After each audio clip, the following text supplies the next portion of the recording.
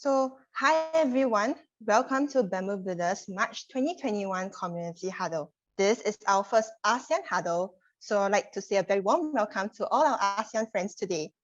We shall wait for a few more minutes as more people join this Zoom meeting, but in the meantime, do click in the link in the chat to access our Q&A platform. You can actually use this website to submit any questions that you have for the speakers at any point during the webinar. Meanwhile, we'll be showing you some videos which will tell you more about what Bamboo Builders is and essentially what our community huddle is all about. So sit back, relax, and enjoy.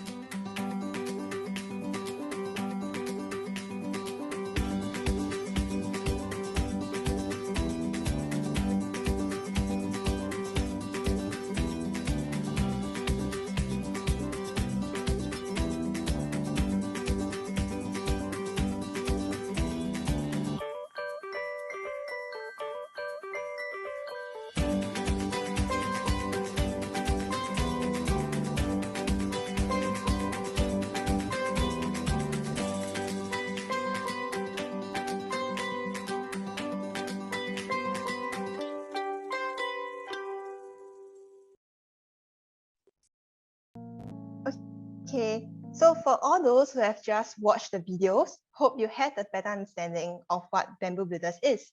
And for those who have just joined us, once again, a very warm welcome to our community huddle. Thank you once again for taking your time to be present at our event. My name is Shamin, and I'll be your host for today. A little background about us. Bamboo Builders is an educational social enterprise that builds social entrepreneurs. We do this by working with urban and rural schools throughout Southeast Asia to build future-ready leaders of character who are community-grounded yet relevant for the ASEAN region. We believe that many young people want to create change but don't know where or how to begin because they are unexposed. And as such, we hope that today's huddle can provide a platform for like-minded people like you to help tackle poverty together. This huddle, our theme is on generational poverty. Oftentimes, generations of families have lived in poverty as they are not equipped with the resources to help escape from the poverty cycle. And it's true that it's still very prevalent in many ASEAN countries today. So you may recall that, when you actually fill out the interest form, we have asked you to include one or two first impressions. So we have gathered those, your responses, and put onto a word cloud. So as you can see from the word cloud, we can see the big words like inherited, cycle, trapped, generations. These are some of the top impressions that kept repeating from the responses that we have. So we hope to see if your impression has changed after today's sharing. Today, we are very honored to have with us 4 speakers who have experience working with children and youth in ASEAN facing poverty. They will be sharing their stories, their experience, as well as how their organization use education to help the younger generations pull themselves out of the poverty cycle. In order of sharing, we have Miss Natalie, Head of Transformational Enterprises of Dignity for Children Foundation in Malaysia, followed by Dr. Michael, co-founder and co-director of Warm Hearts Foundation in Thailand, followed by Mr. Anderson, Executive Director of Suka Society in Malaysia. Lastly, we have Mr. Gabriel, founder of Bamboo Builders in Singapore. After the speaker sharing, we'll move on to the Q&A segment, followed by a breakout room where you get to interact more with our speakers on a personal level, get to understand more of their stories or on a deeper level as well. Feel free to leave your questions at any point during the webinar. If you have questions that are directed to a particular speaker, please remember to include the speaker's name. Without further ado, we'll have Miss Natalie, where she will share more about the works of Dignity for Children, where they deal with young refugees and stateless children in Malaysia. Natalie, please. Thank you so much, Shermin, and hello everyone from Malaysia. Thank you so much for tuning in today, and also hello to my fellow panelists. Thank you thank you so much for providing this platform for us to discuss these issues. So I'm just going to jump right into it. I work with Dignity for Children Foundation. The work started in 1998. And I thought maybe a good way to start would be to share a story. My two founders, they're husband and wife. Their names are Patrina and Elisha Satvinder. When they moved to our capital, Kuala Lumpur, my boss Patrina was driving around one day. She was doing some errands, and by the side of the road, she actually saw a boy carrying a really heavy bucket of water. And he was just dragging it along by the side of the road. And she was so confused. Why would this small boy be sent out dragging a bucket of water, you know? So she actually parked the car and she got down and she approached the boy. I think it was a boy and his sister was there, yeah. So she asked, what are you doing? And it turned out that in their house, they had no running water. So his mom would send him out every day to go and take water from a random tap by the side of the road and lug it home. So my boss, she was really confused. Like, we're in the capital. At that point, you know, Malaysia was, our economy was thriving. We had the world's tallest building, you know, at that point. In fact, you know, from where she had parked the car, she could see the Twin Towers in the background. And so you can see this glistening skyscraper line. And at the same time, you have squatter areas where people don't have access to water, consistent electricity. And so she followed this boy home. And she found out that he was living in a home with a mother who was not working. His father had backgrounds of substance abuse. The children were not in school. There was no food in the home, and it was just such a dreary situation. And she realized that this was not the only family like this young boys. There were many families in Malaysia that, you know, come from this kind of a background. So they started working with the squatter communities to provide like after school care, food and things like that. So this is just one of the photographs of the children that we worked with. And this is pretty good. This child actually has a home that stands on the ground. There were some others that were living in much more dire conditions than that. But as they begin to explore the issue a bit more, you know, they were finding out that it was a much more deep-rooted issue. It's not just, you know, there's some squatter communities. The area that we work in is Sentul. It's the poorest constituent in Kuala Lumpur. And there are high rates of urban poverty back then and still today. We have another issue that was the refugee issue. Somewhere around, I think maybe the early 2000s, our founders started bumping into children who were not Malaysian, but they were born in Malaysia, but they didn't have any documentation. And when they were asked, they said, oh, I'm actually from Myanmar, or I'm actually from like another country. So back then the word refugee was not widely used. But of course, today we know more about the refugee issue. And today in Malaysia, we have almost 180,000 registered refugees and asylum seekers with the United Nations. And of this astounding number, this is not probably the true figure. There are probably many more who have not yet registered, right? 45,000 of them are of school-going age. However, because in Malaysia we have not signed the Refugee Convention, refugee and migrant children are denied access to public education, among many other, other basic human rights. So what does that leave them? That leaves them with only the option to maybe sign up at an international school, a private school, or a tuition center, which is way beyond their means. So the reality right now in Malaysia is that tens of thousands of children in Peninsular and in Sabah and Sarawak, they just are not going to school. And this is not just that. There's also the issue of stateless children, children who are Malaysians, but they don't have the documentation. So I think when we saw the word cloud just now, the word cycle of poverty, I think that was an excellent word. Poverty very much is a cycle. If your parents do not have the right resources or the right means, it is very, very hard to be able to break out of that cycle of poverty unless there is something to give you that foot up. So you can see here in this graphic, a child's born to poverty, maybe they lack stimulation because they don't have that exposure to go to school and to mix with different groups of people, and they have no access to education. And this cycle just continues until something is able to break it. And so education really is something that makes a massive difference. And I'll share just in a bit what we do at Dignity. So Dignity, these are the global goals that we seek to address through quality education. We seek to break the cycle of poverty through quality education and also issues of gender equality, and with the long-term goal of being able to help this group of people to be able to lift themselves out of poverty through good jobs and economic growth. So we run a learning center in Sentul, but our model is a little bit different. Our belief is that school should not be between the four walls, but we want to see like an ecosystem of classrooms, of businesses, of people from the community. So I'll share what that means. So right now, our school, we are the largest school in Malaysia that serves refugee and migrant children. We started, 1998, 20 kids, 20 kids, and the demand was so great. The need was so great. Every year, we have 1,800 children enroll each year. And of this, trying to go to the next thing, my screen is jammed. 90% of them are from urban poor communities. And this is we don't advertise.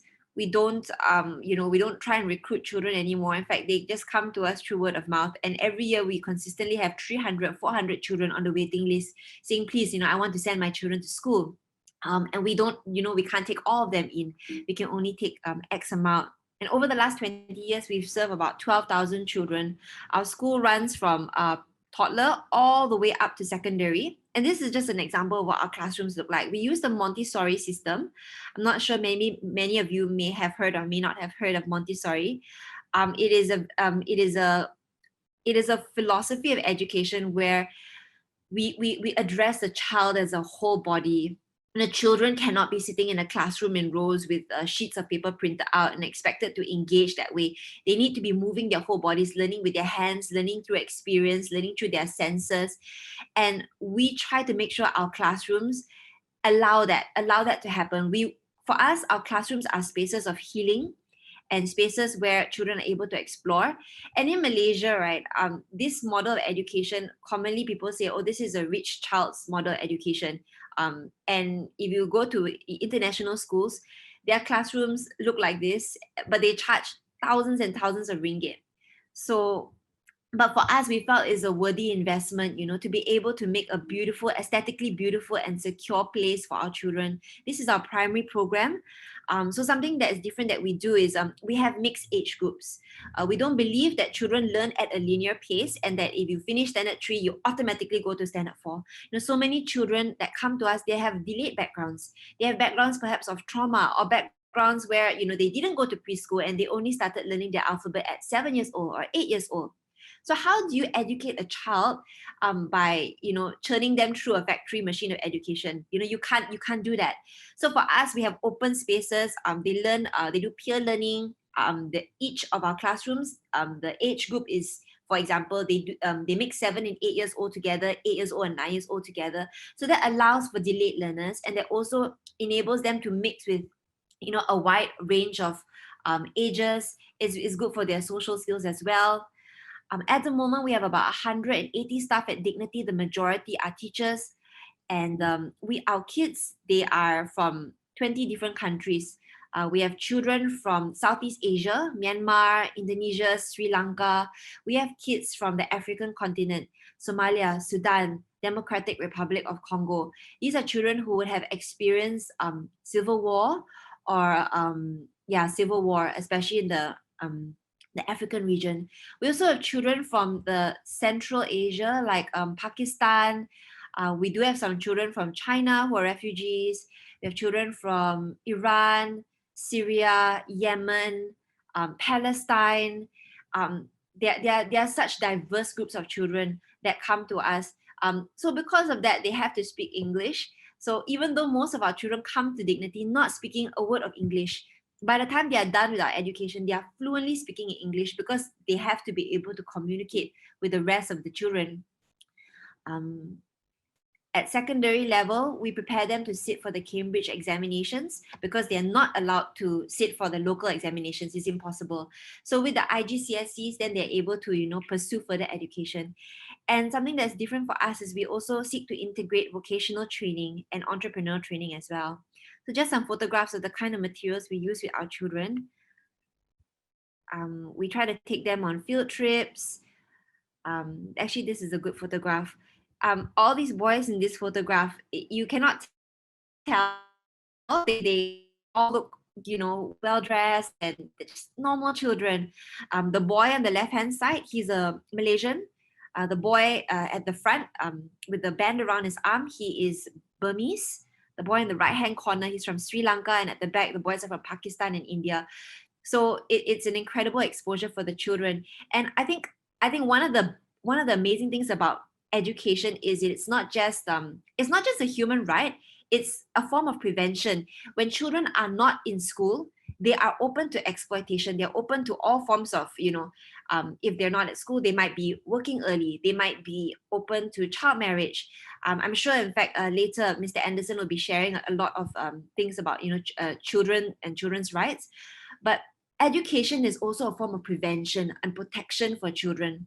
You need to make sure they're in school to keep them safe. But it's also a form of peace building. A lot of our kids, when they are in their home countries, it is really interesting. When I first met my first Pakistani student, I had no idea that Pakistan and India has so much political tension. And it is not uncommon for them to, for a Pakistani and Indian, they have to work to get along. But because in our classrooms, they're just children, right? They have to learn how to get along. They realize that, okay, this is another friend, a child, just like myself. So education is a space for peace building as well. The secondary level, we start to integrate skills training. For us, we see skills training, when we first started skills training for our kids, we got so much resistance. And I'm sure this is also something in Singapore that, your government had to work very hard against, this stigma that skills training or working with your hands is only for students who fail or students who are not academically strong. But for us, we really see it as a way of broadening the future horizons for our students, as well as making sure that they're engaging and they're learning. So the way we do these skills training is through our social enterprises. We run a series of small businesses that actually function as training platforms for our kids. We have a cafe, we have Edex Dignity, we have a sewing studio, Sew X Dignity, a hair salon, a bakery, an art studio. We also have urban gardening spaces. And we will be opening another one soon next year for photography and videography. And so what we do is the children intern here, they work with people who are adults, who are professionals. Just some pictures.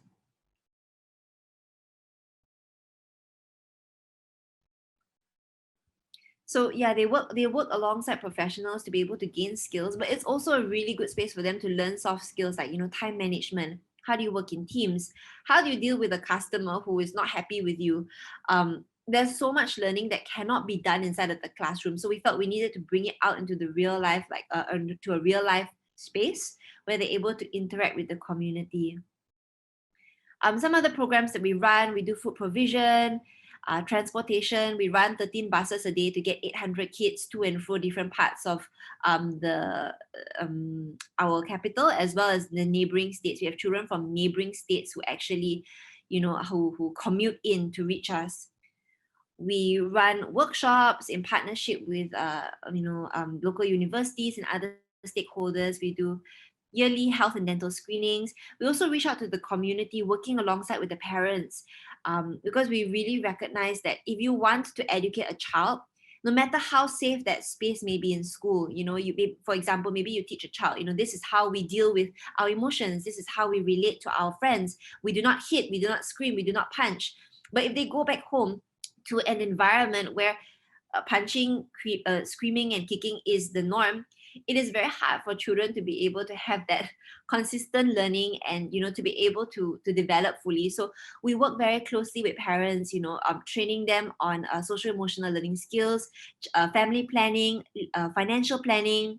And something that was very common recently, we started doing a lot of digital literacy, because we do realize that even though our children maybe we say they lack stimulation, but because all of us have access to social media now, sometimes it's overstimulation, but stimulation only of that particular sort. We do sports development. For us, sports is a really, really big thing. You'd be amazed at how many children from poor areas, right? Like what does it mean to play in competitive sport? It's such a big deal to them. We actually started the Faisal Cup tournament about 15 years ago. One of our students, he was a Rohingya boy called Faisal. They love football, right? But because there is no, in the places they live, there is no open field to play. They play wherever they can play. And Faisal and his friends were actually playing football near the side of a massive monsoon drain in our capital. And what happened was the ball rolled into the monsoon drain. And if your ball rolls into a monsoon drain that is that huge and that deep, right, most children would never go in. But for them, right, that ball, like, it's their prized possession, and they have to get the ball back. If not, how they're going to play football? So Faisal actually climbed into the monsoon drain to try and retrieve the ball, but his glasses slipped off and he just drowned. He drowned, and they only found his body the next day. And all of his friends were there watching, and they tried to rescue him, but none of them could swim. And when my boss actually went to claim his body at the police station the next day, the whole team was thinking to ourselves, how can it be the case that a child has to lose his life to find a safe space to play? That should never be the case. So we started Faisal Cup to promote safe spaces for playing, but also to promote competitive sport, and to be able to build all those soft skills that we find that's so important. And from 3 teams the first year, it kind of grew, and annually we have about 1,000 children, not just from our center, but from learning centers all across the capital. We also now have teams from Penang and Johor who actually who enroll, and then they do this huge tournament where across the space of 4 weeks they compete, and it's really an amazing sight to see them on the field. We also run teachers training, and we work with Orang Asli. We have a pilot program with Orang Asli. We are very grateful that the work that we have been doing has received recognition from outside of Malaysia. But the reality of working with this group of people in Malaysia is that our government still has a lot of other priorities. So even though we do get this recognition from outside of Malaysia, our own government still does not fund this kind of work, and they're busy doing other things. So I'm just going to end with this quote, that transform lives really transforms communities. And I think, I know I didn't talk much about social enterprise. I'll be talking more about that in the breakout room. But for us at Dignity, we really believe 2 things. The first is that, every child matters, that one child can really change their whole family if you give them a chance, So for us, we're very interested. We want to work with individual children. But the second thing is, for us, excellence really matters. At Dignity, if you ever came to visit us, and you saw the classrooms and you see the model that we use, a lot of our donors will ask us, why don't you take the money that you receive and just have simpler classrooms and reach more children? Why don't you have a less like, luxury model of education? But for us, we feel that, part of being poor is that you never get a choice. When you are poor, nobody asks you what you want. They expect that when they donate to you, you should be grateful. You should receive whatever is being given to you. But for us, we feel that we want to give choice. We want to give excellence. If I'm going to give education to a child from a disadvantaged background, it should be something I would never be ashamed to give my own brother or my own cousin. So for us, we feel that yes, when you work with the poor, we should strive to reach a level of excellence. So I'm going to end my sharing over here, but I do hope that I'll be able to see more of you in the breakout rooms. Or maybe I'll just quickly mention this. One of our new projects is actually to open up a farming school campus in one of the states in the northern states. So our goal is to be able to not just have education in the city, but to have education that incorporates the environment and teaches children the natural ways of working with the land. So this project is actually up and coming. We have 90 kids in our first campus in Pahang, and it's well underway. So I'll end my sharing here and look forward to being able to answer any of your questions later on. Yeah, I can share briefly on this. So in terms of the COVID situation, I know that right now we're still very much in the throes of COVID. Last year was really difficult, not just for NGOs, but just for the whole educational landscape in general. Our whole center shut down overnight, and we had to switch to digital learning. And as you can imagine, oh my goodness, that was so challenging. Most of our children did not have access to stable Wi-Fi. They did not have access to handphones, to laptops. If there's a handphone at home, it's usually the parent's handphone. And so there'll be one handphone to be shared among 7 or 8 different children. So for us, we really had to pivot and to figure out ways to reach our beneficiaries when we couldn't see them face to face. So we had to partner a lot with different stakeholders. We partnered with telecom companies to send SIM cards to the children so that they had stable Wi-Fi. We were sending out packs of books.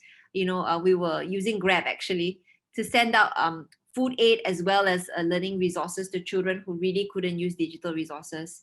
So it was really important for us to collaborate during that period to be able to manage the COVID situation. For our social enterprises, of course, all our businesses had to shut down, March last year. But I just maybe will end on this note that actually it is possible that, for social enterprises to pivot and to be able to capitalize even in the worst of times. So one of the enterprises, Sew X Dignity, it's a sewing enterprise. During COVID, we immediately got together with other sewing enterprises and we started producing protective equipment. We had a massive shortage in our government hospitals. We didn't have enough gear. So we were sewing thousands upon thousands of PPE. We moved to sewing masks. And in that period, actually last year, that was when our social enterprise did the best actually compared to the previous 3 years. Because I think the public could see that, we do not just have to rely on government to fix all of our problems for us. Social enterprises can also step up and play an important role in managing, in a nationwide crisis. We have our role to play as well. So, so it is possible for social enterprises to pivot during crises like that, but it definitely needs collaboration and networking. So I will end my sharing here. And thank you so much, Natalie. Thanks for sharing. Thank you for sharing the stories. I think it's very wonderful to learn more about what your organization or how your organization supports children at such a young age, grooming them to be capable young adults, programs such as teaching the children how to speak English, showing the possibility of employment pathway for them.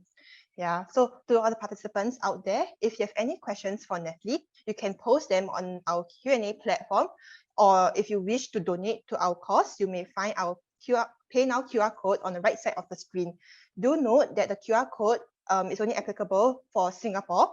So yeah, for now, we'll actually be showing and displaying this screen for 30 seconds before we move on to the next speaker. For now, we'll move on to the next speaker, which is Dr. Michael, where he will share his main insights from Warm Hearts Foundation work in Thailand. Michael, please.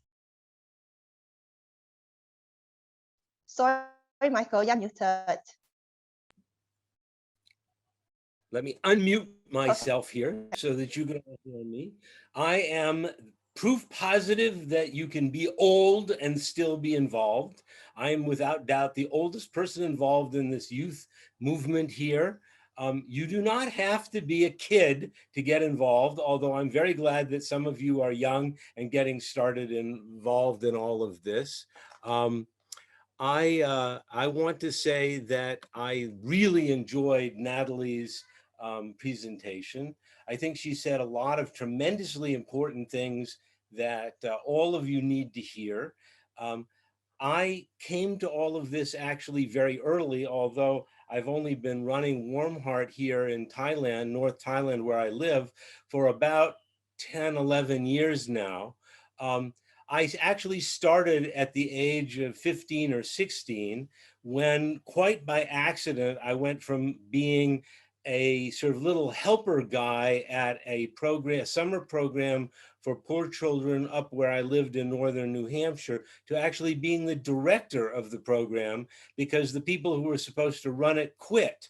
And I found myself on the very first day sitting cross-legged in the middle of a parking lot registering children for this program when a little girl came riding up, slammed on the brakes of her bicycle and sprayed gravel all over me and looked down at me and said, "Hi, I'm Karen Audette." And she was wearing this fuzzy pink sweater and I fell in love with her instantaneously. She had a big scar on her nose where she'd pulled a piece of glass off of a table onto herself and cut herself badly when she was a baby. So she instantly became Rubber Nose. And since that time, I've stayed in touch with Rubber Nose, who at the age of, I don't know, she must be in her early 60s now. I still see her every time I go home. So at any rate, I've been in this business a long time. I made a big detour to become a professor at university. Went ahead and got a graduate degree in political science, taught political science for 30 years. But while I was doing that, I started a business teaching young people how to start their own NGOs.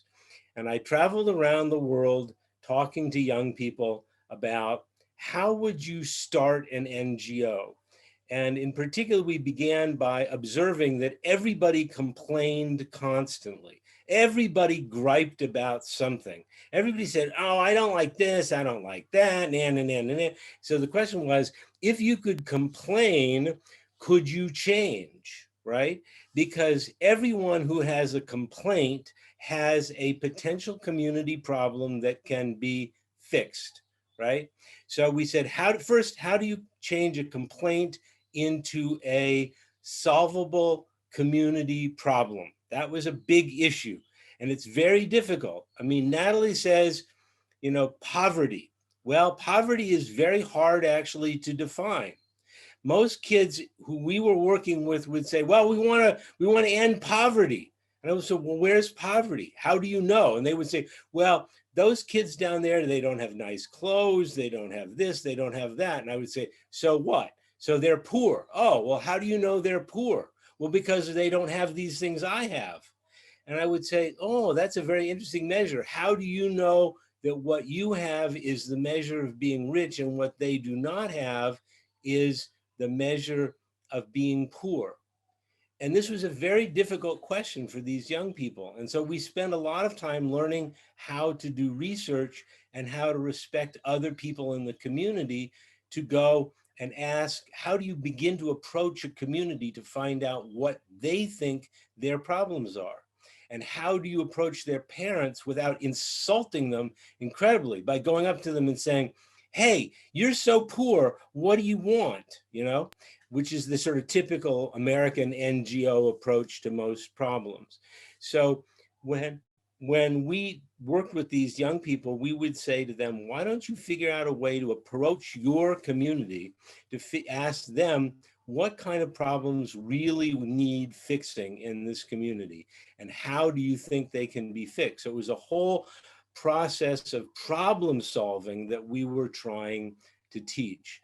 And ultimately, the last step in the process was to hold a national press conference at which would the kids would actually be asked then to give a press conference at which they would share their solution and their NGO on national television. It was really quite an impressive sort of event. So here we are at Warm Heart with this young man sitting in the middle of what is actually a merry-go-round. And what the kids discovered is that if you tied a rope onto the middle of it and wrapped it around many times, and then a whole bunch of kids pulled on the rope, you could make the merry-go-round go really, really, really fast. This lasted about a week because eventually what happened is that my engineer came along and realized that if he cut the animal heads off, the whole top off of that, then what would happen would be you'd have a perfect model for building a biochar machine for our environmental program. So this is my wife and I, and we are the co-founders. So when we say I'm the co-founder, co-director, my wife is the other half.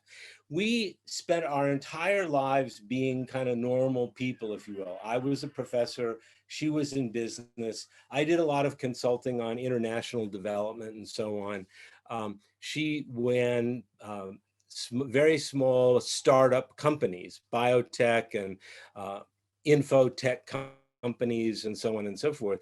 But we'd promised each other that when we reached middle age, we would quit and have a second career before we died. We thought it was really boring to sort of do the Japanese salaryman thing and spend our entire lives doing one job and then die.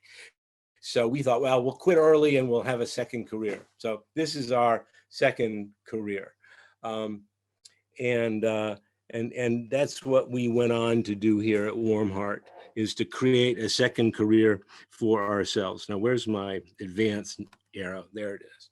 Okay, so we started out in 2008, and unlike most organizations, we began by spending almost a year and a half in the community asking questions. So everybody who worked for us spent a year and a half going out around in the community saying, what do you think is wrong here? Or put it differently, what do you think could be improved in this community? And we got this long, long list of things that people thought could be improved and needed improving. And then we would say to them, and if you won the lottery, how would you fix those problems? And people would laugh and say, man, I wish I could win the lottery. And we said, well, imagine you did. Suppose you had 10 million baht. How would you spend it to fix this problem? And they would come up with a solution. Well, those problems broke down into 4 basic categories, which we continue to use today. The first was children and education, as Natalie suggested. The second was job creation. The third was sustainable agriculture. And the fourth was how to help abandon elderly people. And as a very rapidly aging country, Thailand, needless to say, is a prime example of a country that has a very large number of elderly people, many more than the system can absorb. So they're simply being abandoned, tossed away in the countryside. Children and education, sometimes it's a mistake to listen to the people around you because they have been influenced by what they see happening. The solution that most NGOs bring for dealing with poor children is the children's home, right? They say, well, if these kids are living in bad homes, what you should do is you put them in a good home and send them to a good school, right? Okay, so this is a very capital intensive solution. We are extremely proud of our children's homes. Our children's homes we provide wonderful housing, food, staff, and so on to 45 children today. We have another 30 kids we sponsor, take care of 4 days a week at a government boarding school. We have 15 kids at various different vocational technical schools and so on. And we have 15 kids at university. And we've got a bunch of kids who've graduated from university and so on. So we've really made a lot of progress on that in that way. If we had to do it again, we'd do it differently. If we had to do it again, what we would do is we would say, well, let's put our money into building dormitories at government schools for kids to be able to attend government schools, you know, with good caregivers, with good food, and so on and so forth, all the things that we could provide, but at a much lower cost. So by May 2009, we had our first 5 kids. Then shortly thereafter, we did our first water project for a community. Then we started a senior center. Then we started a preschool, because our kids come primarily from the mountains. They come down to the valley. They don't speak any Thai. They're discriminated against because they're minority kids. There is no such thing as a Thai as a second language program. It takes them 3 years or so to learn enough Thai to be able to keep up in school.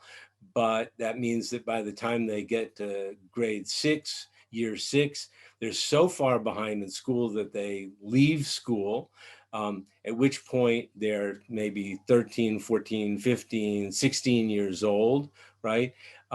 They do not speak Thai well. They do not have any skills. They have essentially zero education. They go home for maybe 6 months, and then their parents say, well, why don't you go learn something? Why don't you go earn some money for the family? And that means inevitably that they get sold off to work in prostitution or low-class labor or something, and supposedly send money home. And those who really make it are the prostitutes who can send, you know, thousands of baht home per month to build houses for their parents and so on for the 3 or 4 years that they can stay healthy, alive, beautiful, whatever, and so on. So it's a really, really nasty cycle going there. We ran a reading glasses project for our elders, where we took every single elder in the community and took them and tested their eyes. Everybody over 40 needs reading glasses. These little ladies, or Aha, got their glasses, and the first thing they did was pull out their sewing baskets, and they said, oh my God, I can thread my needle again. You know, it was really tremendous. And on to the community education center, where we now have 12 computers. We're about to add another 12, and so on and so forth. So, oops, wrong direction. Oh, didn't mean to do that.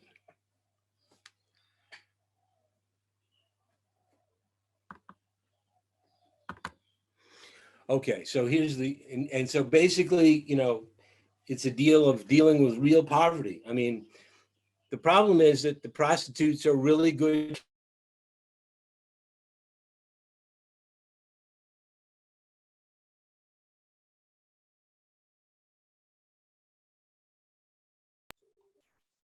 Hi, Michael. Sorry, we can't hear you.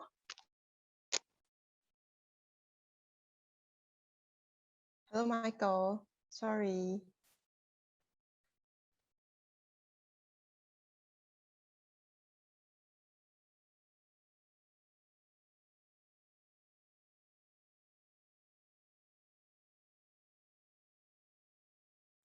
I'm experiencing some audio issues from Michael.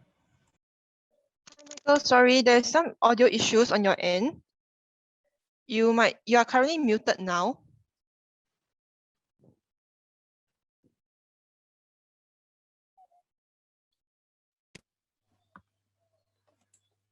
How much did you miss? Things are really, really bad in Prow where we are. People Okay, live on yeah, very, works. very little. People are deeply, deeply indebted. So we brought micro enterprise for the reason that people needed jobs. And this has become critically important. One thing that Natalie mentioned is that micro enterprise or social enterprises can help out NGOs during crisis. We think social enterprises are critical all the time, because NGOs cannot count on outside funding. Outside funders will get tired of whatever you're doing in 2 or 3 years and abandon you. This has been our past experience. We raise our money $25 at a go. It's really, really, really, it's really, really difficult for us to make ends meet. So we've built a series of social enterprises which employ large numbers of local people, but also generate small streams of revenue that support us. So for example, on the lower left here, this is our silk raising operation, which employs large numbers of local women who raise silkworms, something that takes very little effort. We started this project as a way of employing people who had HIV and were too physically impaired to be able to do hard work. It grew a great deal. So we're growing organic, wild silkworms, eerie silkworms. And then from that, we taught women how to spin, how to botanically dye the thread that they were making, and ultimately then how to weave, because people had lost all of these skills, so that we could in the end be able to sell their products to a global market, New York, London, Paris, and so on. So this ended up being very, very profitable for local women who otherwise couldn't find work. You know, one of the really important things that Natalie mentioned is that these kids, our kids, have never been to Chiang Mai, which is the biggest city available. It's only 50 miles, 70 kilometers away. They have never been there. They have no idea about what's out there, what the possibilities are. Their idea of jobs are doctor, nurse, neither position is open to them, teacher, soldier, or policeman. Those are the only 5 jobs they have ever heard of. So when we began to bring computers into our operation and show them the world, show them what they could do with their lives, it was just mind-boggling to them. And so let's go back here just for a second. So one of the things that really made a big difference to them was this idea, oops, lost it.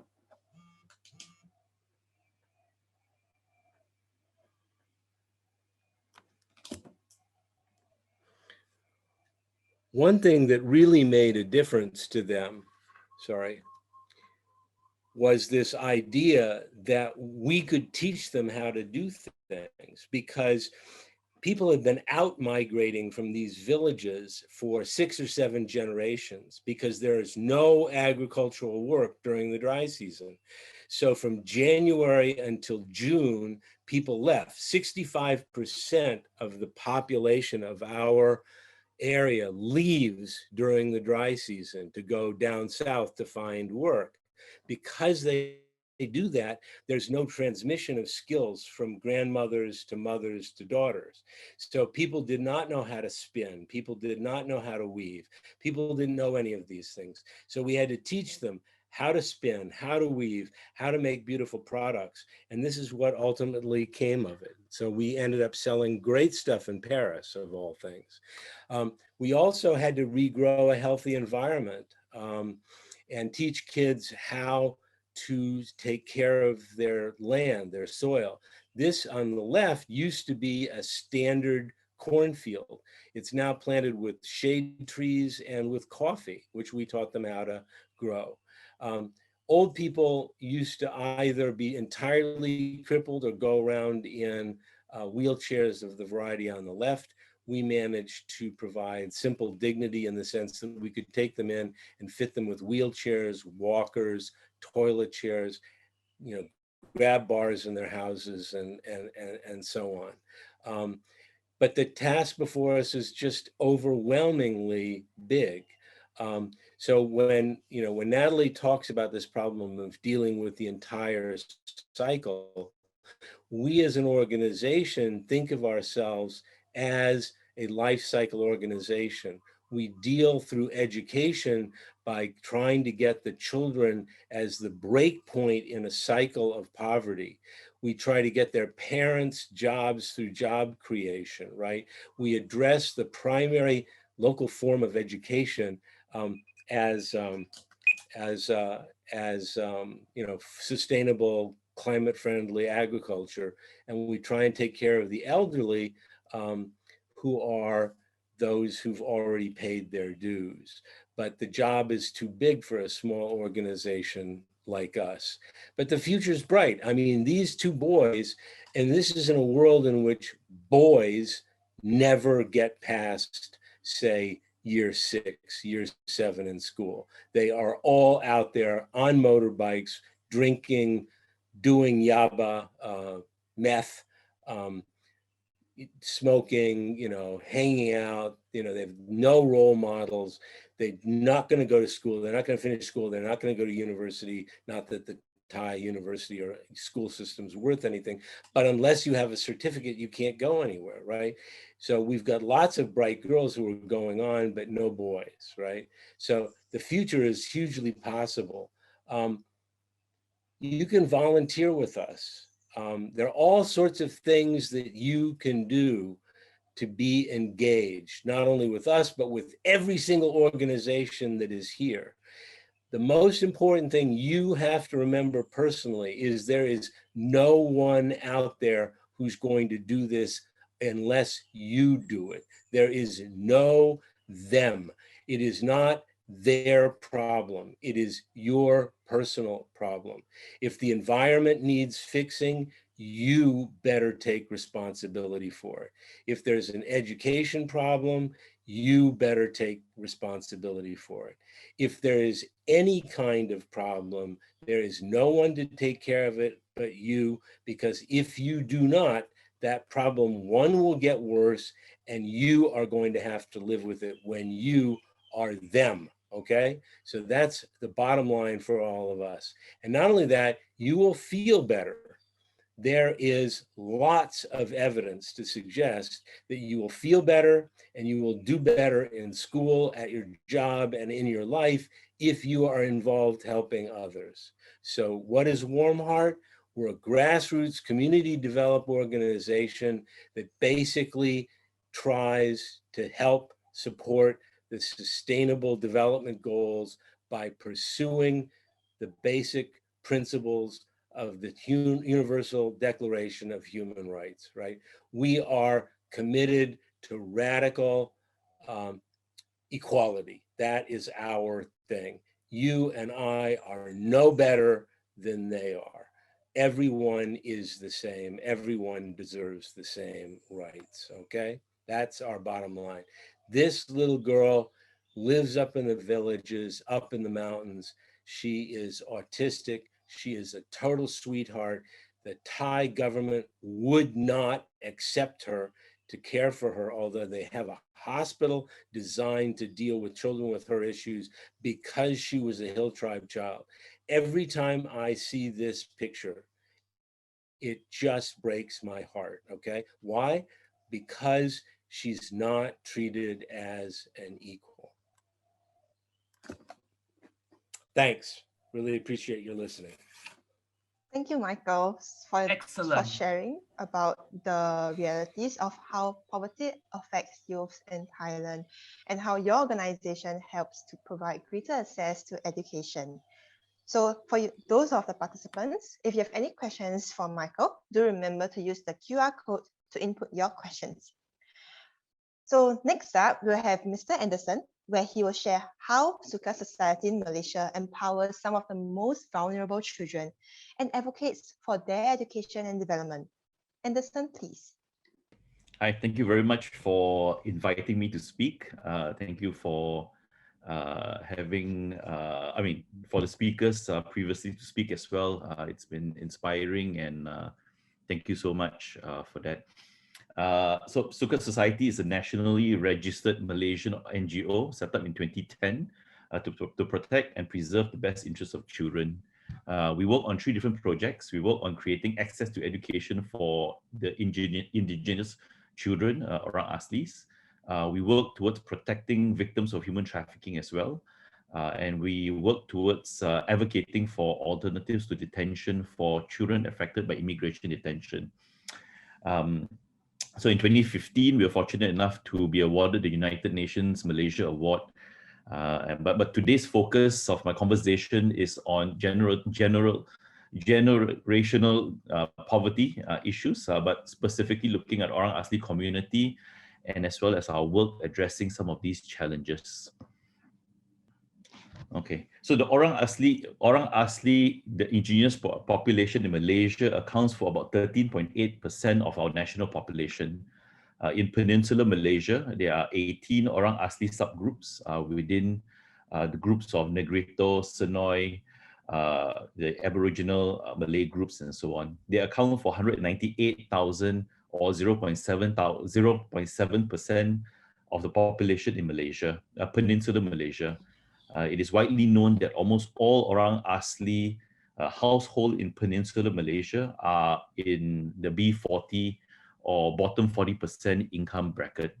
In a statement by the United Nations Special Rapporteur on Extreme Poverty, Philip Aston, when he visited Malaysia in 2019, this is what he said: outdated figures from a decade ago reveal indigenous poverty rates that vastly exceeded national averages of 31.16% of the Orang Asli in 2010, and as well as 22.8% in Sabah, 6.4% in Sarawak in 2009.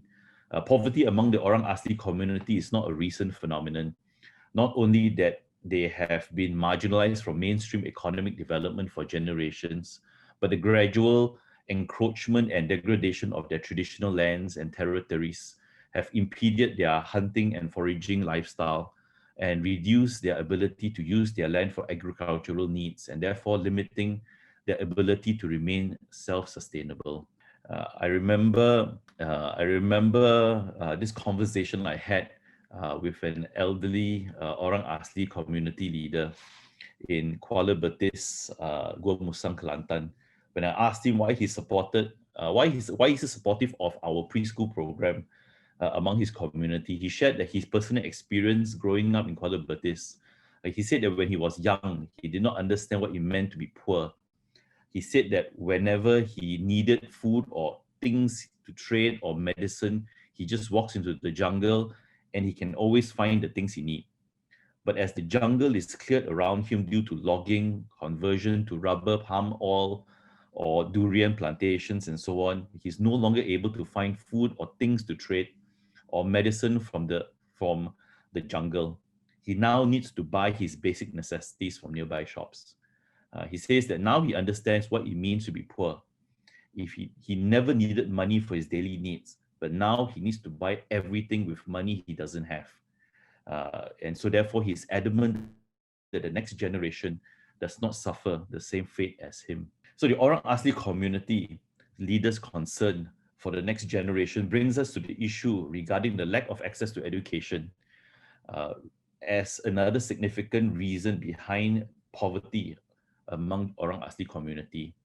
In a 2017 report, in a report, it states that under the current system, poor Bumiputra children often have low academic achievement, not least those from indigenous groups such as Orang Asli, whose performance and attainment lag behind that of Malay, Chinese, or Indian groups. The Ministry of Education reports show that only 70% of Orang Asli children primary school transition to secondary school. Out of the 70% now in secondary school, only 30% complete their secondary school education. This means that out of 100% of Orang Asli children who have started primary school education, only 20% complete their secondary school education 11 years later. Some reports from NGOs show that the figure can be as low as 6% completing the secondary school education. With such high dropout rates among the Orang Asli community, it is not surprising that they remain for generations poor, disadvantaged, and marginalized. As a children's rights organization, we chose preschool education for this particular project as a means for us to give Orang Asli young children the necessary head start.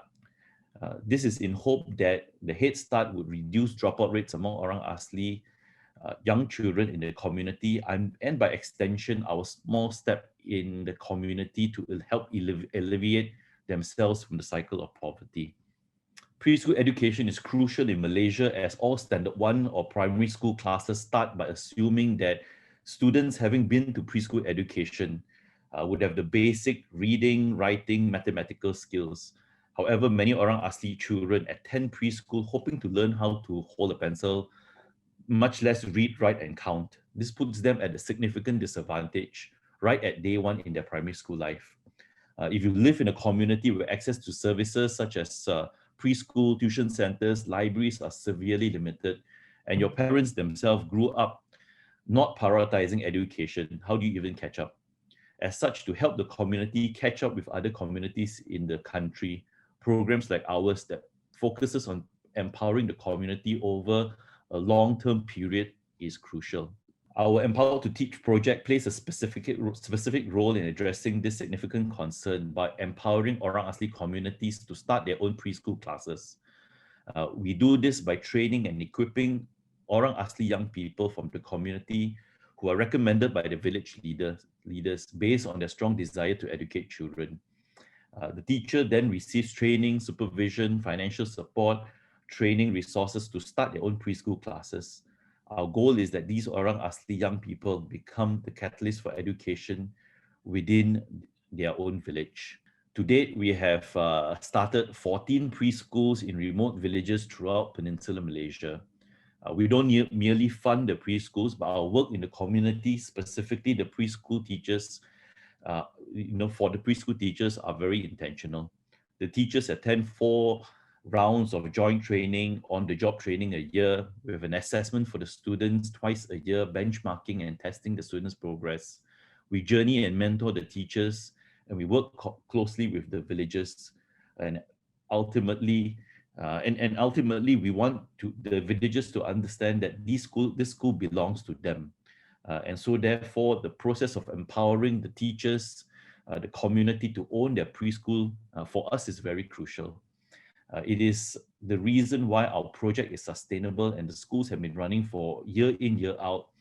It is only when the teachers and the community want education for their own children and understand that in order to attain it, they need to jointly put their hands together with us on the plow to support these preschools.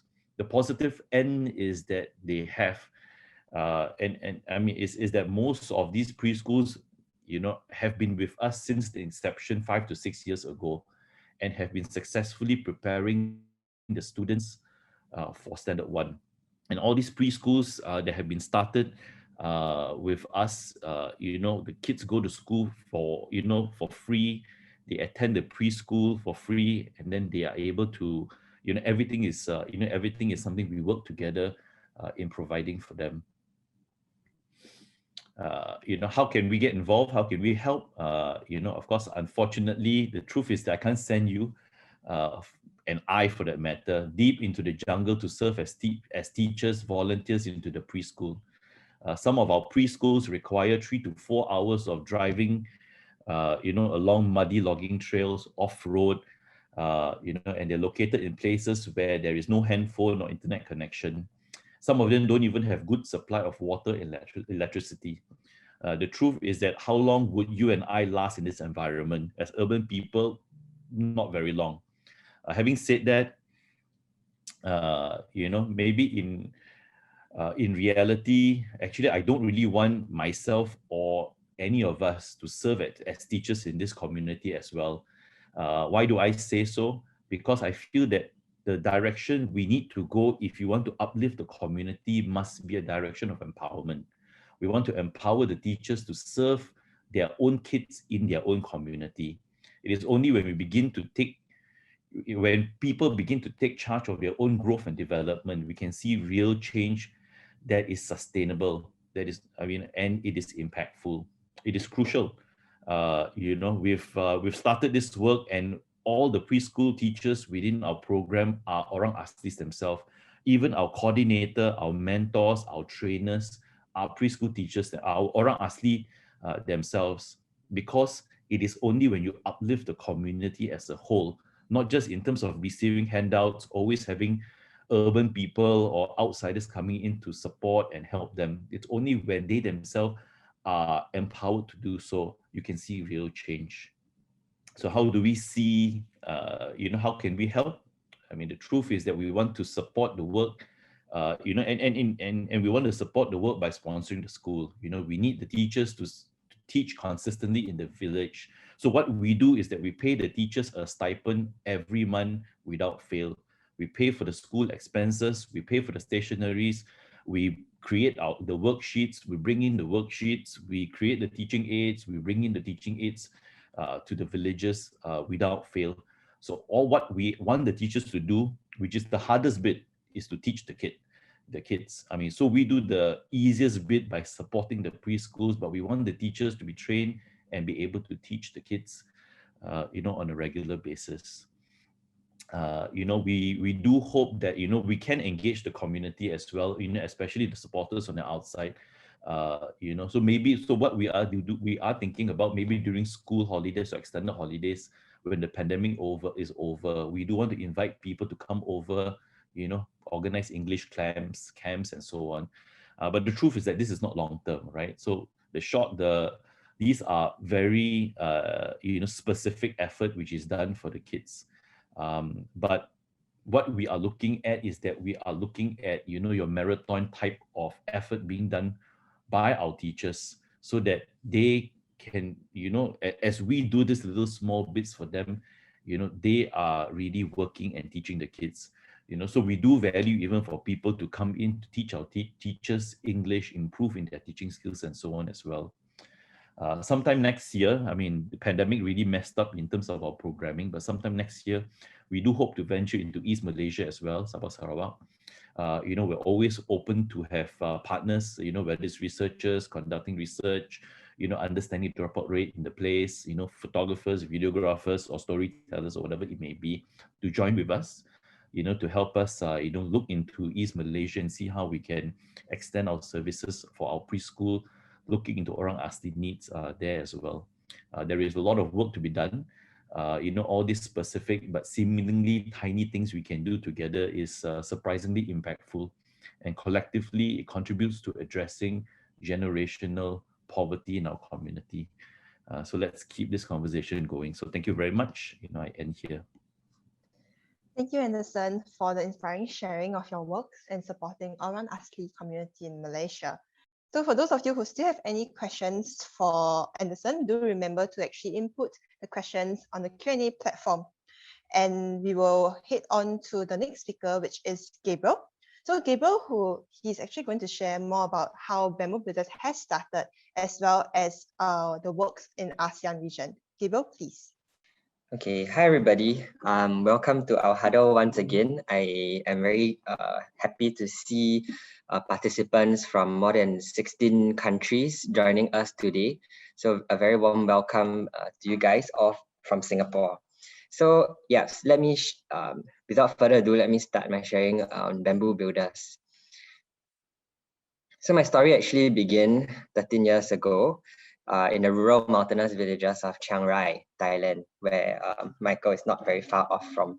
So we were doing a food distribution program, and there were many children that came from far and wide. And there was this little girl, she was about 5 or 6 years old. She came with her little brother and a cloth bundle on her back. And in her hand, she held a broken piece of styrofoam, and she wanted to use that as a plate. But good thing we had paper plates, so we gave her the food on that plate. So after taking her food, she put her brother down on the floor and she fed him first. And while doing this, as I looked on, what happened next really stuck in my mind for the rest of my life. While feeding him, a grain of rice dropped onto the sand. She looked at it, picked it up, and ate it. And I just really couldn't reconcile this image. And I really knew how, just having enough felt like. So in Singapore, I have 3 other siblings. And if you know, like this fish, like can be easily divided into 4 parts. So when we were younger, we would split like the fish among ourselves, our siblings, and I knew how it was like to have enough. Our mom would sit at the side and get us to eat, and then we ask her like, don't you want a piece of the fish? She'll just smile and say, it's okay, like just I'm not hungry, you can go on and just eat. So back then I knew what having enough felt like, but for this little girl, she did not have enough, especially in a society where we are very privileged in Singapore. We have buffets going on. We change electronic gadgets every year, and some people even have multiple cars, and it just didn't really make sense to me. Tried telling, but I tried to tell my friends about it, and they didn't really understand. So, but over the years, I continued to go overseas to experience more and to learn more about the issues, right? To really ask the people on the ground, like what Michael was saying, like what do you think are your problems, right? Because at the end of the day, like what I've also realized is that like money is a self-invented problem, right? The people living in urban areas, we are the ones who invented this concept of money. And like the Orang Aslis, he was saying, like what Anderson was saying, like in the past, like there's no need for money because everything they have, they can get from the environment around them. But anyway, I continued to go more and overseas and to see and understand more about these people. Yeah, I saw many things. I saw children taking care of younger children.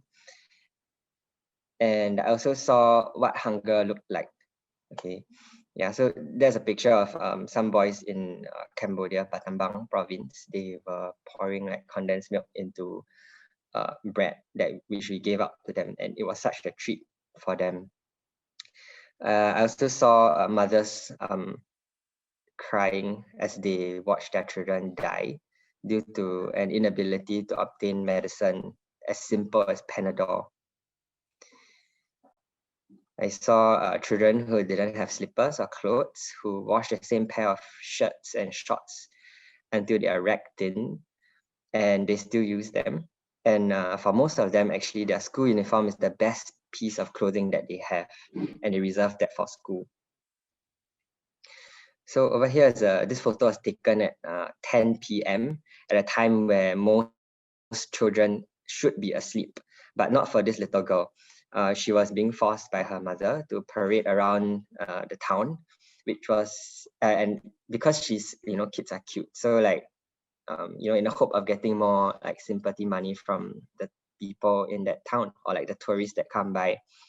And this kid, like she was walking around, like almost sleepwalking due to sheer exhaustion. And this is a daily occurrence for many of them. Many of them would have to, and after this, like many of them would have to walk 10 to 15 kilometers home with empty pockets after a whole day's work. It's not even guaranteed that they would like receive the dues for their work, right? Walking around just being cute and getting sympathy money. And it was just very heart-wrenching. Yeah, so I soon began to realize that we were in kind of a sticky situation, and that a lot of times, like for generational poverty, it starts with children who don't really have good role models as they are growing up. Nobody really takes care of them as they grow up. And it just felt really frustrating. So from what I have realized, a lot of us, initially I thought that, okay, maybe they don't really have financial management, right? So from what I interviewed, like financial management is actually not a big problem. About 60 and financial literacy. So about 60% of their disposable income is spent on food, 20% on seeds for the next season. These were for farmers, and then 10% was for their own household needs, and then 10% was for future savings. This was actually sound. So, but then again, I also noticed that I could only find women in the households. Where were the men? So yeah, that's something to think about. And yeah, so another issue that I found out through my talking to people was that there's no recognized land rights. Right, farmers have owned lands for generations, like in Anderson's case in the Orang Asli, right? Like, but then just because of our new institutions and like systems that we have created, they don't have the proper documentation. Or even in like Natalie's case, right, like the refugees, they don't have proper like documentation, and so they don't fit in to the system that we've created. Another issue is because of a clash of traditional and modern system of governance. In the past, it's based on rights, and then now it's like government, right? Corruption is a huge issue across Southeast Asia. A government that's willing to do anything for money. Many MNCs, multinational corporations, just have to pay a small administrative fee, and the next day, a patch of land that once held squatters would be burned and cleared to the ground as if nothing has happened. And maybe a year later, a shiny new factory would be there in its place. Another issue is geographical access. In order for farmers to sell their produce in the cities, a lot of them make use of middlemen who buy for a few cents and sell for in the city more than 10 times that price. Another issue is transportation, right? Because like in terms of the infrastructure of the roads, it's not always the best. So you get these kind of issues with the trucks. I don't know how that truck eventually came out, but yeah. Another issue along with the poor geography is a lack of exposure. There's this little boy in one of the villages that we spoke to. His greatest dream in life was to become a bus driver. And that's because his uncle was a driver. And a driver, like to them, a driver was cool because they could get out of that village and to see the outside world. So if you're talking about generational poverty, like it really depends on the kind of role models in their life and the kind of parents or like people that they can look up to. If the only kind of jobs that these people have in terms of what jobs they're exposed to, the best is like a driver, that's the ceiling that they'll ever hit. So a lot of times they need exposure to the kind of possibilities that they can be open to, like what Michael is doing with computers and digital literacy. Yeah, and then lastly, as most of us know, it's also a lack of skills and knowledge. What's the best way to do farming and stuff? So there's also a brain drain, right? A lot of times the children that do well end up leaving the villages for the cities, and then those that are left behind are actually teachers that actually failed the examinations, right? And then they're also isolated from the modern world. So out of all these issues, like it was quite clear to me that okay, maybe education would be a good solution to this problem, right? But education is a little problem if you're trying to survive, right? And when let's say like you're a child growing up in such an environment where your parents earn $5 to $6 a day, you're trying to just fight for your life, it becomes very difficult to even go to school, right? And schools look like that in the rural areas. And teachers are mostly like retired. They have full-time jobs as farmers as well. And sometimes because they don't even earn enough money, they start to charge their students for it who can't even pay.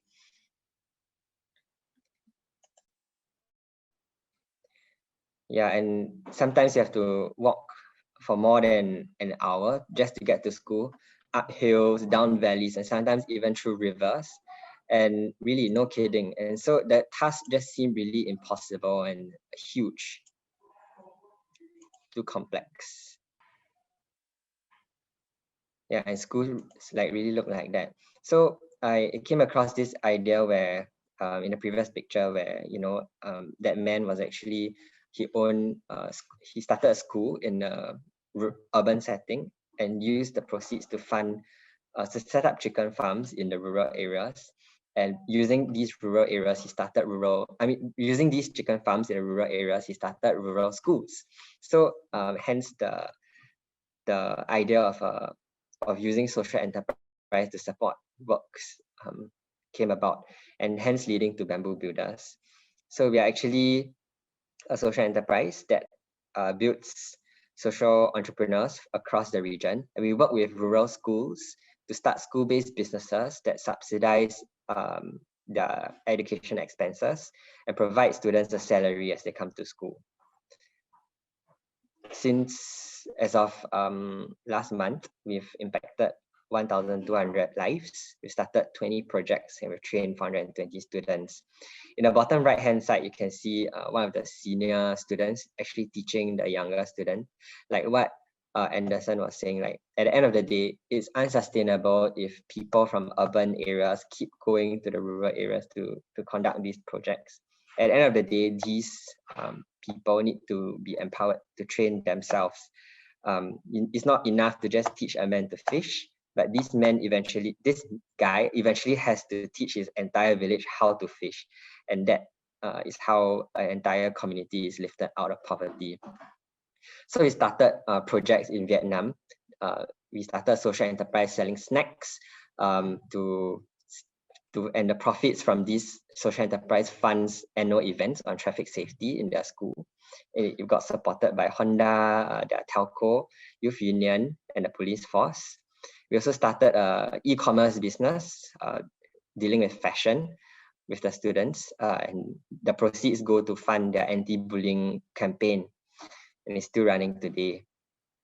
Then soon after, we also expanded to Myanmar, where we work with and this is actually a project started by one of our participants. She started an agri-social enterprise to teach farmers productive and organic farming and to link them to urban markets.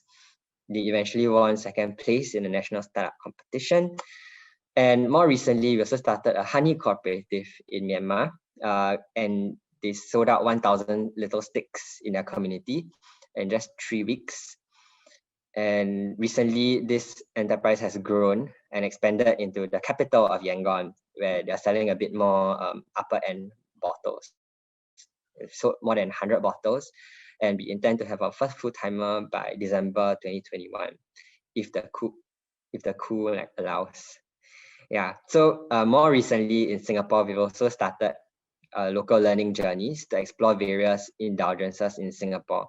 And we're planning to also expand this to explore issues of poverty. Yeah, and closer to home. And so we've also recently compiled all of our learnings across the 3 years that we have been conducting these programs in the region into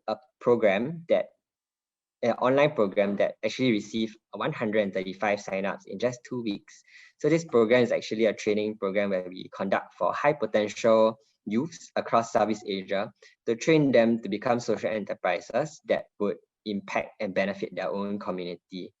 So for some of you that may be tuning in from other countries and are interested in starting social enterprise to impact your communities, do keep a lookout on our social media channels. Yeah, so I think at the end of the day, poverty is a huge, huge issue, especially when we talk about generational poverty. And it's like I ever spoke to somebody, she was describing it as a bathtub, a big bathtub with many, many holes. And any point in time, any solution that you come up with is just plugging the gap in one hole, right? But if many of us come together to collectively plug in all the holes in the gaps, I think collectively we can move the needle on poverty. So for Bamboo Builders, we're looking, if you are thinking of how you can get involved with us, especially in Singapore, we currently train youth in social entrepreneurship, not just in Singapore, but in the region. We're looking for trainers. If you're interested, please do drop us a note. You can also donate to our fund. These funds actually go to support the rural businesses that we start, as well as fund some of the high potential youth that cannot really afford the program fees. And lastly, you can also intern with us. So very proud of the interns who have actually put this program together. And at the same time, we have seen a lot of them to have grown tremendously. And yeah, so with that, thank you for listening. Looking forward to meeting you in the breakout rooms later. Thank you, Gabriel, for sharing how important the role of education is in relieving poverty. If you have any questions, do remember to input them in the platform. In addition, if you wish to contribute to our cause, you can use the Pay Now QR code, which is located on the right side of the screen. A kind reminder is that the QR code is only applicable for Singapore, for people in Singapore. So we have actually come to the end of the sharing session. Thank you, speakers, once again for your stories, and I believe that they've touched many hearts today. We hope that you, the participants, have learned more about generational poverty in ASEAN and how important education is in helping youths pull themselves out and their families out of poverty cycle. So while the speakers are actually sharing just now, I've actually looked through the Slido and I realized that there are actually many questions coming in. I thank you for that because it just goes to show that many of you are eager to learn, that they have this burning fire in you to wanting to know how you can help to alleviate poverty, or what are some of the ways and situations that our neighboring countries are currently experiencing. So with that, we actually move on to the Q&A segment and we'll invite all the speakers back into the spotlight. So once again, thank you speakers for the sharing just now. So maybe I will just pick like a few questions for you all to just think about and share. So maybe the first question that I've seen some of the participants who have asked is that what are some of the practical ways to work with the most vulnerable children through education, and when they are also facing other issues as well? So maybe we can kickstart with maybe Natalie, you might want to start first. Sure, thank you. So the question is what are practical ways that people can do to support, right? Yeah, through education. Yeah. Well, definitely, of course, I think just having meetings like this is a very, very good first step to really understand issues. I think that, to be able to be part of the solution, we need to understand the problem very deeply. A lot of times, I think, well, maybe in Malaysia at least, a lot of times we want to do band-aid kind of solutions. But as Michael was sharing just now, and Anderson as well, so many issues, they have so many layers. There's structural issues, there's political issues, and then there's our own mental models. How do we conceive of helping people? Do we have a charity mindset, or do we have they have an empty cup and we have a full jug kind of mindset? So I think definitely being properly educated is really, really important. I personally would like to recommend, there is this platform called Acumen. It's an American-based, I think it's a non-profit. So they talk a lot about poverty issues, social justice issues, and social entrepreneurship. So they've got amazing courses online which are free, and it's just a good way to get educated. This is one of many ways. But I think definitely also we would Gabriel was mentioning, using micro businesses on your side of the world. I don't think it always has to be a very complicated solution, but mobilizing the people that you're with, mobilizing the people who are in your direct spheres of influence to contribute, to raise funds, to volunteer. I think when you come and you offer to volunteer, that's a really good first start. You get to see it for yourself. So yeah, that's from me. Thanks, Natalie. Any other speakers who want to add on as well? Feel free, because the question is actually open to the floor. I wonder if I could just add a little bit to what Natalie said. I mean, I think I agree entirely with Natalie. I think it's very important, though, that people ask themselves, what do they mean by vulnerable, right? I mean, here at Warm Heart, we make a distinction between children who are, if you will, just poor, of whom there are tens of thousands surrounding us.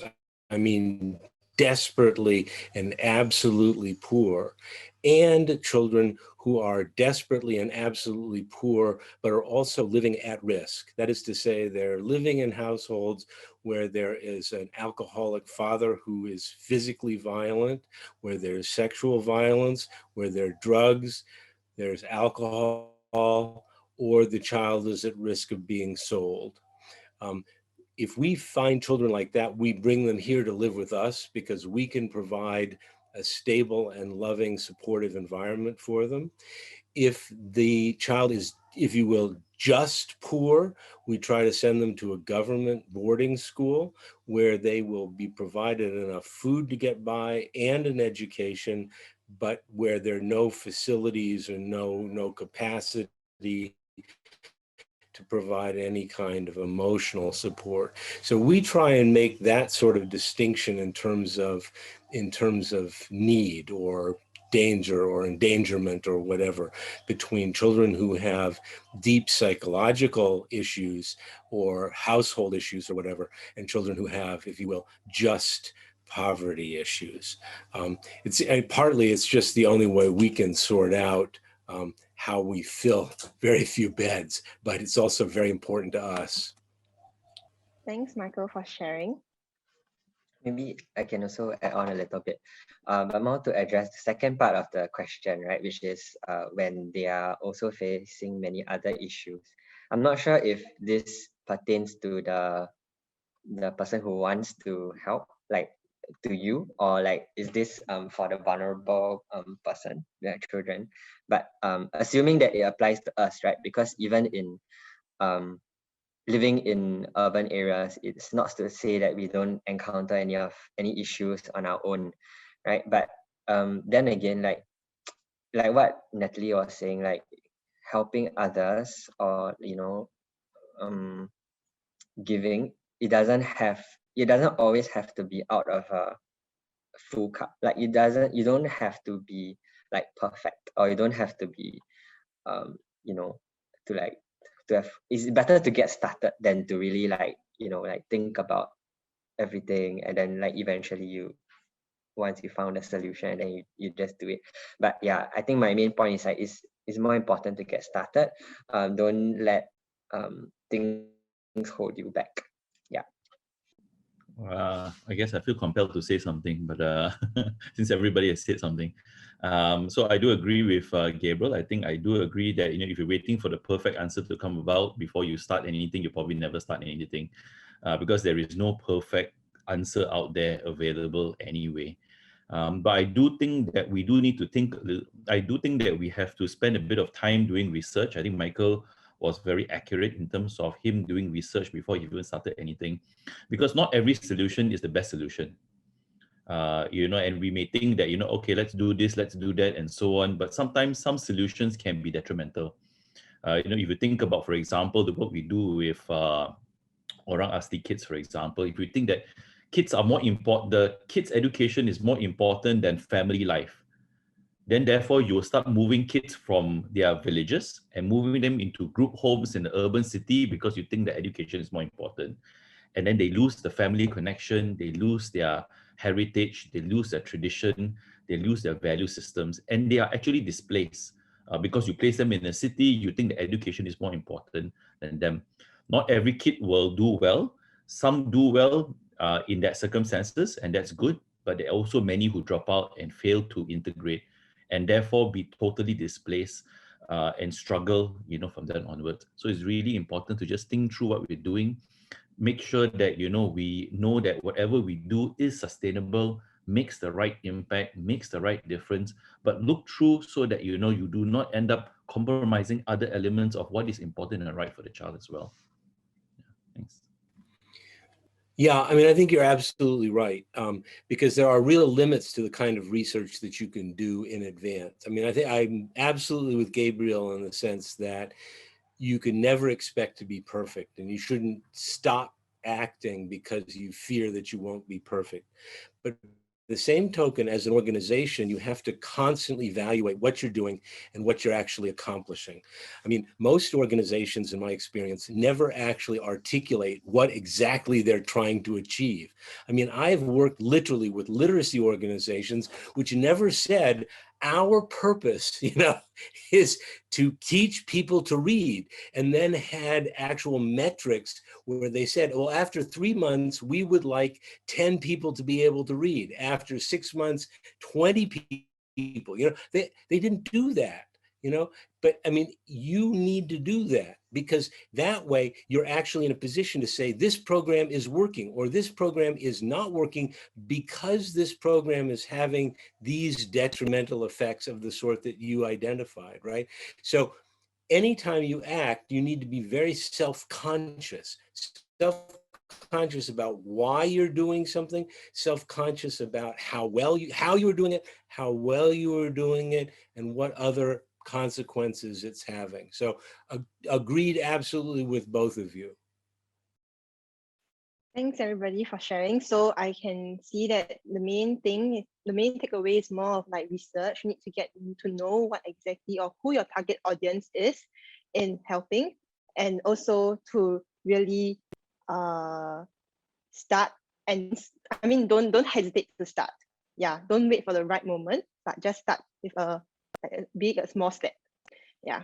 So maybe the next question that some of the participants have also asked is that what have been your challenges in attempting to empower the younger generation with education, and how have you overcome it? So maybe we can start with Anderson. You want to start with? What have been the challenges? The truth is that the challenges has always been in terms of mindset, actually. So when we go into some of the places where we are trying to work on education, the reality is that, you know, if you've grown up never seeing the importance of education, then chances are you probably will not expect much from your own kids in terms of education as well. So in terms of what we do, we spend a lot of time working with the parents, working with the community to talk about why they even need education in the first place. I mean, let's be fair, right? I mean, if you live for generations, you're living off the land, you know, and you've been comfortable and you've been, you know, productive this way, you know, it's not wrong for them to think that this will continue on. So therefore, it's a lot of, you know, just encouraging them to see that, you know, there are some benefits in knowing how to read, how to write, how to count. Because the truth is that, you know, within the Orang Asli community, exploitation is tremendous, right? I think in Gabriel's slides, he was talking about, you know, how difficult it is for them to, whatever they do within their village, to get access to be sold elsewhere and things like this.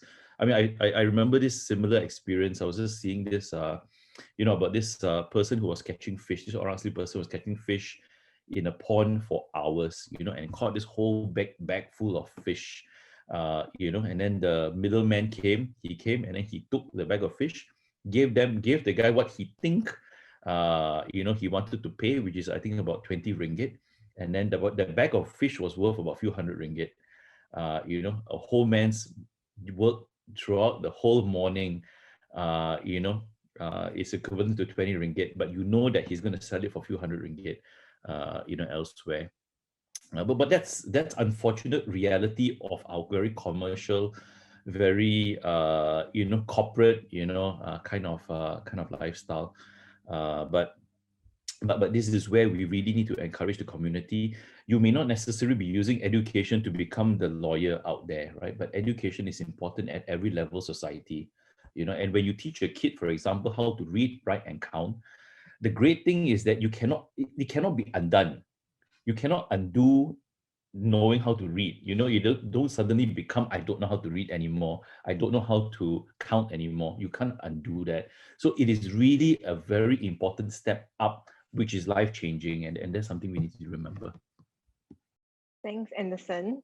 Any other speakers who want to take this question as well? I could just add a slight, like just share a slightly different perspective. It's a bit specific, but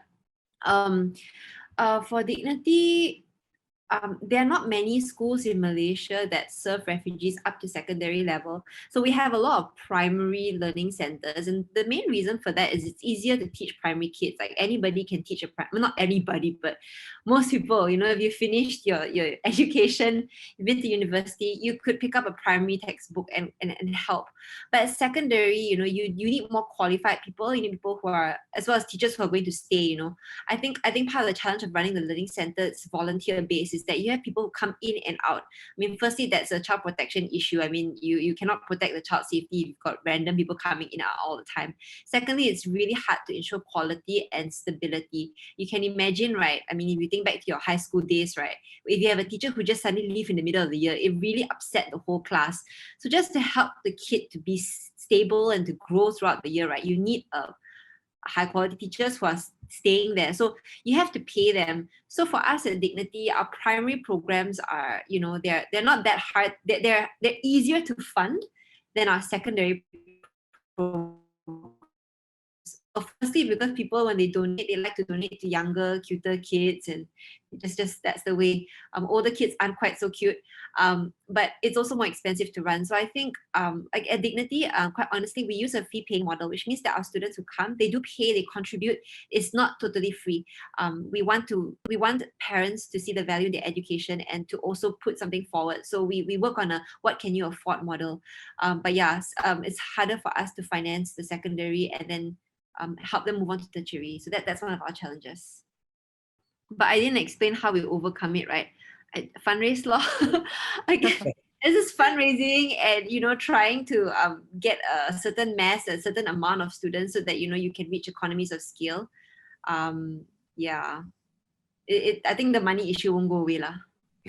No, never. The money issue will never leave, Natalie. You're always going to be begging. That's the problem in life, right? Yeah. No, I mean, I think there's another issue here, and that is that it is absolutely not clear to anyone that education is worth the effort, right? I mean, it's not just because you've lived a good life out in the countryside, out in the forest or whatever, and made it okay. It's that even when you get into primary school, even into secondary school, as long as you remain a rural person, as long as you remain a minority, no one is ever going to hire you. I mean, my children say to me all the time, why should I go to school? Everybody knows I'm Aha. Everybody knows I'm Pokaya. Everybody knows I'm, you know, they will never treat me like a Thai. I can speak Thai beautifully. I can know my math. I can do everything perfectly. Nobody is ever going to hire me. And Natalie's, you know, kids who are all stateless, same thing. It's not only that you cannot go to upper level schools, it's that you can't get employed if you're not, you know, a real person. A minority in Thailand is not a real person, right? They're the butt of jokes and TV shows and so on. So it's very, very difficult in that regard. In the rural areas, there's a particular problem, and that is that with the discrediting of traditional agriculture, men have lost any dignity that they once had, right? So today, the small farm has basically been blown out of existence. So men have lost any kind of role that they once had. They used breadwinner. They used to be somebody who knew about agriculture. They were someone, right? Today, they have nothing to do but sit around the local shop. In the States, we'd say bodega, you know, and smoke, drink a beer, hang out, talk with their friends, you know, blah, blah, right? And younger boys, that's their role model, you know? And so you get drunk, you go home, you beat up your wife, you beat up your kids, you go to bed, you sleep it off, you come back, you do the same thing the next day, right? There are no effective role models for men. So our biggest challenge as an organization is trying to get boys to think past being 15 years old, get past thinking, oh my God, I'm going to be so bloody cool. I'm going to have a motorbike and drink beer and smoke just like everybody else, you know? I mean, you try and explain to them, you think it's way cool to make 100 baht a day, which is 1/3 of the Thai minimum wage, right? But it's the going wage where I live, right? 1/3 of the Thai minimum wage, right? Okay, I tell them, you think it's way cool to do that now, but when you are 50, you are not going to think it is cool to make 100 baht a day. And that is the best you are ever going to do.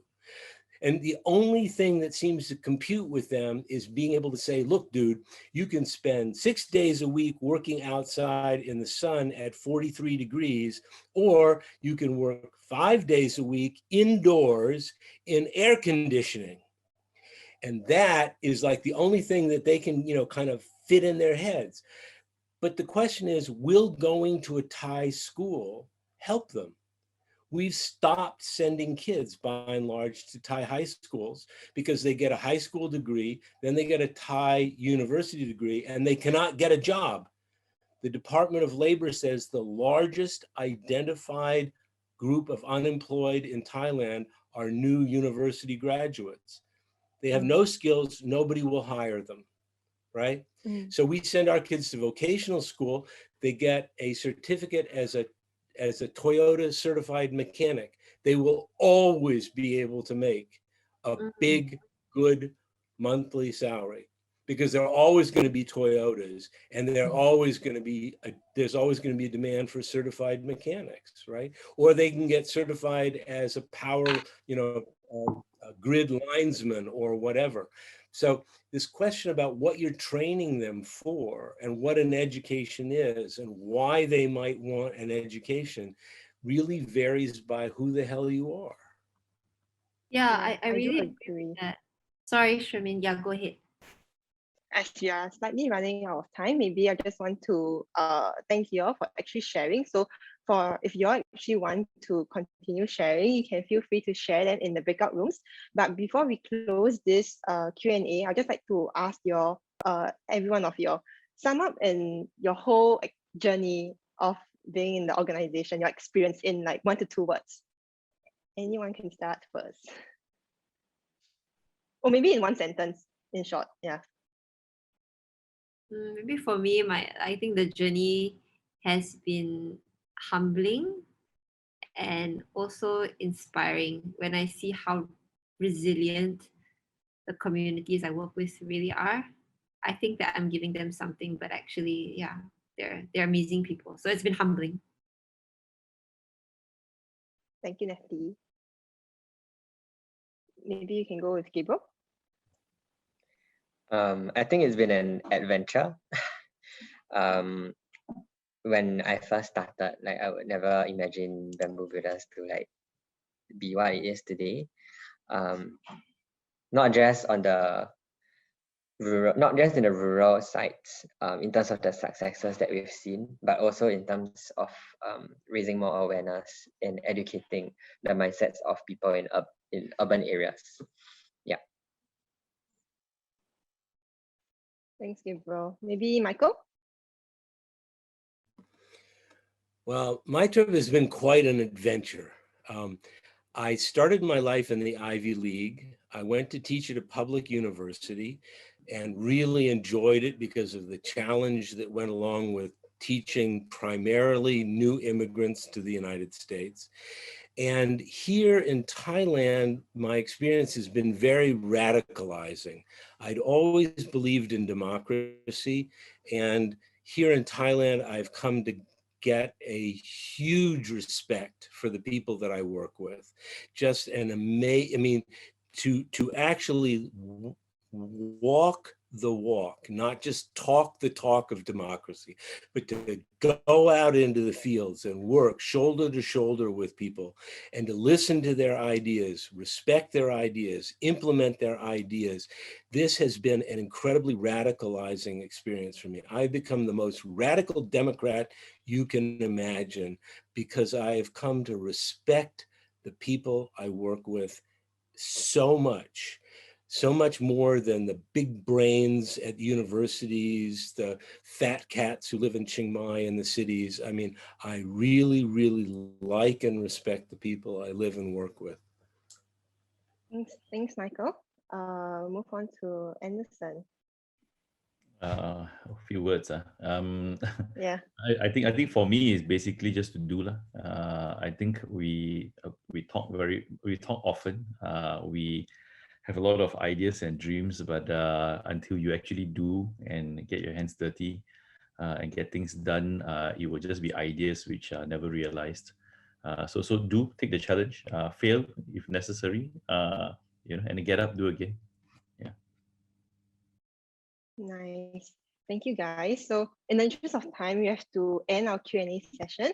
So I thank the participants for your questions, and I thank the speakers for answering them.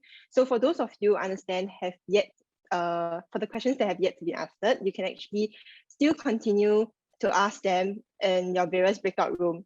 So for now, we will actually move into a quick Zoom photo taking session to commemorate our first ASEAN event.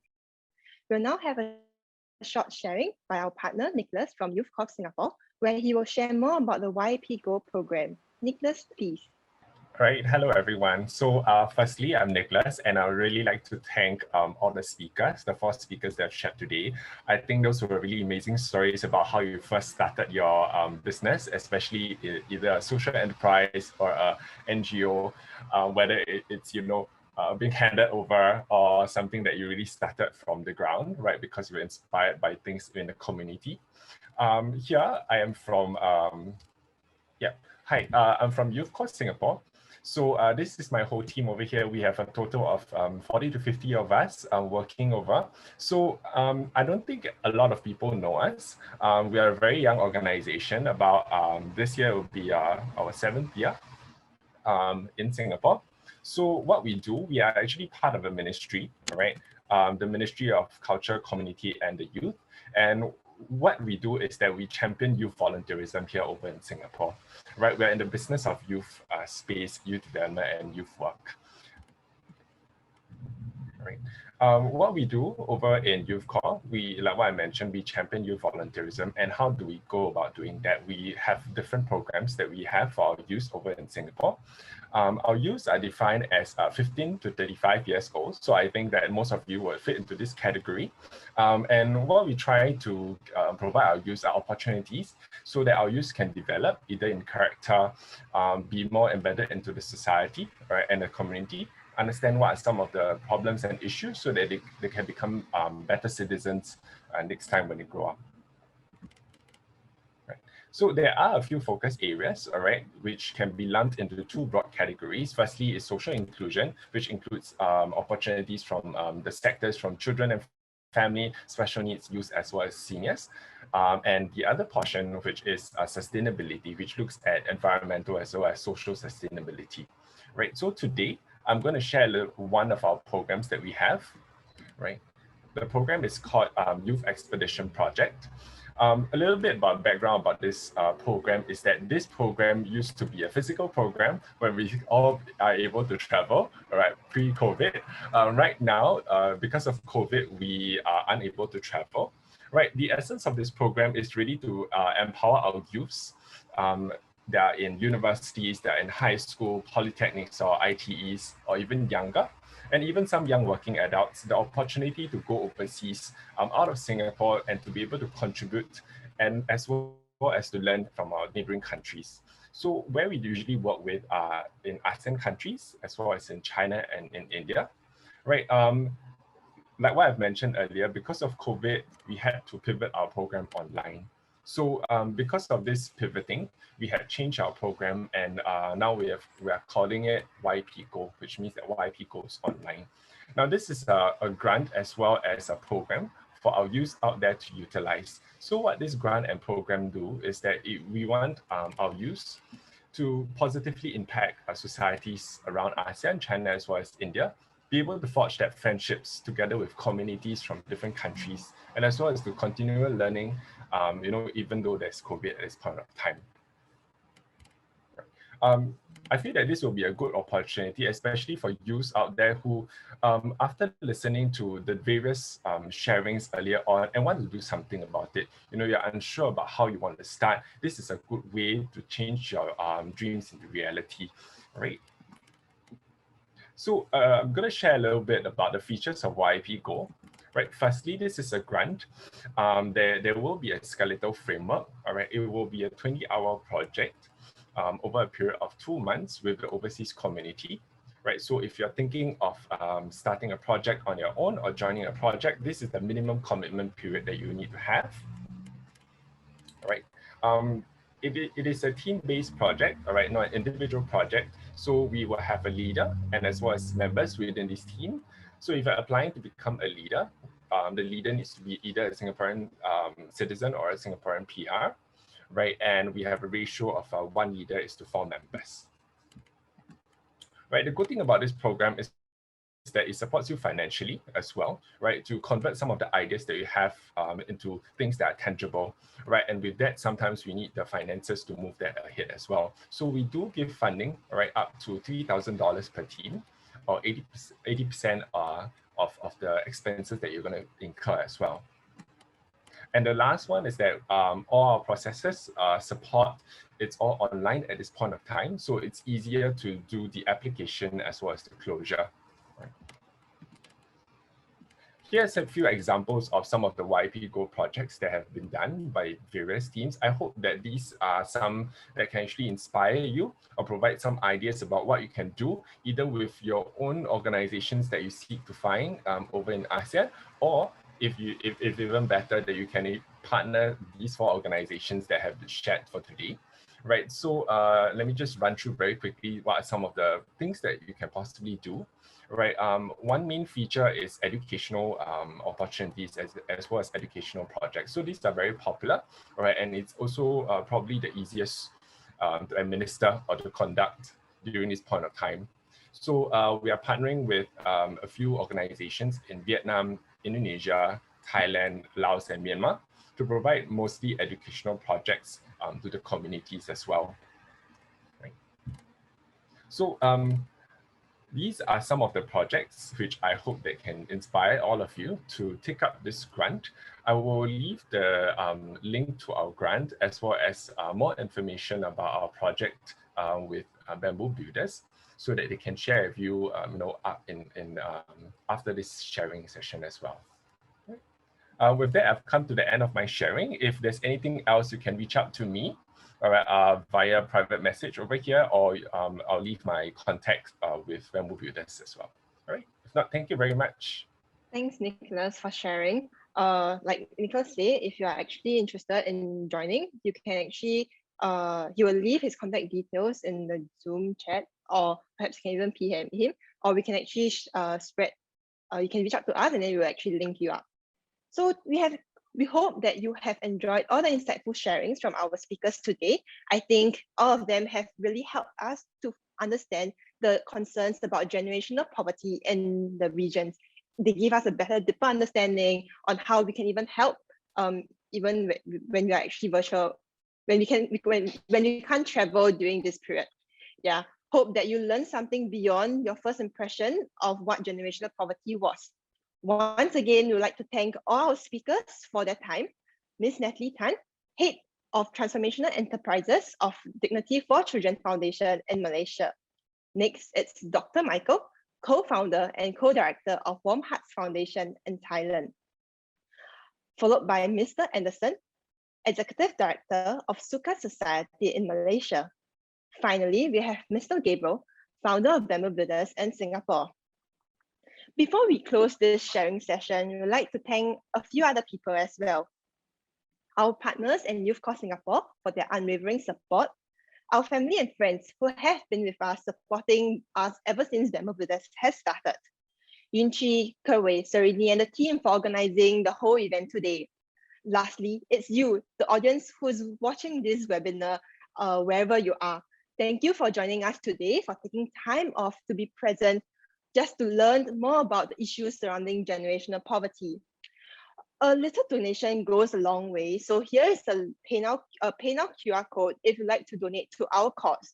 So your donations will go towards supporting the program's fees for the needy, but high potential youths, as well as startup capitals for the rural businesses. I'd like to remind you that our community huddles are held biannually, with the next one hopefully a physical event.